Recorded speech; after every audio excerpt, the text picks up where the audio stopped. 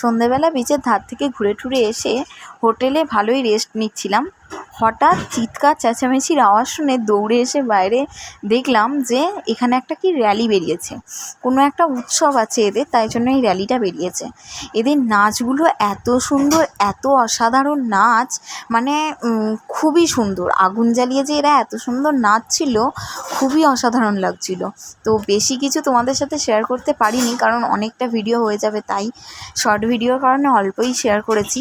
তোমরা জানিও যে তোমরা এরকম দীঘায় গিয়ে দেখেছো কিনা, বা এরকম কোনো অনুষ্ঠানে তোমরা দীঘায় এসে দেখতে পেয়েছো কিনা। তো কী পুজো বা কী বৃত্তান্ত আমি কিছু এখনও বুঝতে পারিনি, বা আমরা কেউই জানি না। কোনো একটা সাঁওতাল গ্রাম থেকে এরা এসছিল, বা কোনো একটা সাঁওতালদের এরকম একটা কোনো উৎসব ছিল যাতে এরা এটা করেছে। তো যাই হোক, তারপর আমরা এসে বিরিয়ানি খেয়েছিলাম, চিকেন বিরিয়ানি। তো রাত্রিটা এইভাবে